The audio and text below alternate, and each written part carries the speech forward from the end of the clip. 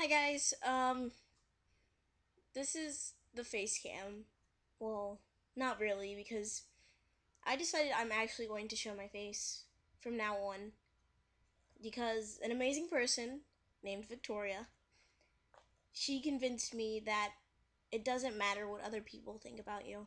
It matters what you think about you and what you do to improve yourself and or show people how great you are.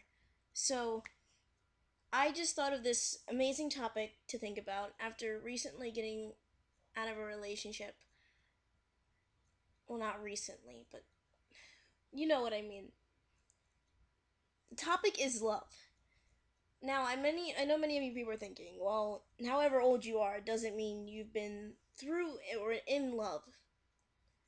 But they say that when a crush lasts more than I think 4 weeks and the crush continues, that means you're in love with someone. I've actually been in love multiple times, I guess, then, if that's true. Let's start with my first crush slash boyfriend. His name was Dylan. I'm not going to say his last name because he didn't give me permission. Well, I haven't talked to him in forever. But I was basically the most hated kid in school, other than this other kid named Jerry, who would pick his boogers and flirt with every girl in the school. Now, there were many reasons why I was hated. Skin color being one of them. I was the only dark skinned female or person in general in my school or in my grade until around third or fourth grade. Now, it's kind of tough. People don't understand why your skin's that way when you're younger, and they don't think it's normal. They think maybe you did something bad, so maybe that's how come your skin's that color. Or maybe some of their parents were racist and they didn't like black people, so they didn't want their children hanging out with other black people. So, for me, being hated and I'm sorry, I always get emotional when I talk about bullying. Bullied. It was tough. I, for one, couldn't take it well sometimes. I would come home crying to my mother, and she would always hold me and say, "You're beautiful. There's nothing wrong with you being black or brown, however you want to say it." And then one day I met this one kid, Dylan. He was the nicest thing, the nicest person that has ever been in my grade. He didn't make fun of me for my skin color. He didn't call me poophead or whatever. He actually cared for me, and we found out that we liked the same things. We liked reading. I was one of the fastest readers in my school. Um, I didn't like writing then. I think I liked drawing. We both liked drawing. And then second, third grade, we started getting on the computer. That's when a whole bunch of the Wizard 101 games came out. And basically, it was the first time I'd fallen in love. And that was, it, it's just that he moved away in around fourth grade. And now that he's come back, it's just completely different.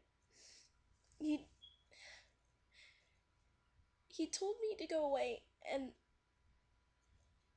I just, I missed him so much, and I just basically ran up to him and hugged him and told me to go away. And he he says he hates it here, and everything has changed. I know his father died, but I'm sorry.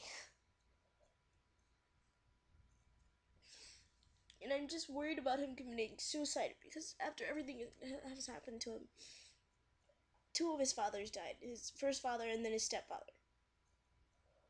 Now he has this new stepfather, and he just hates him because apparently he yells at him for practicing the cello. So.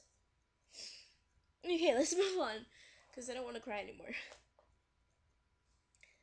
Next one, let's think.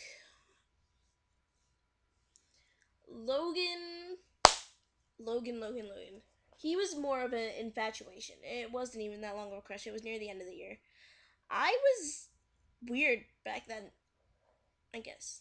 But it doesn't matter now. I don't like him. He's short like me, but shorter than me. Okay, seventh, eighth grade.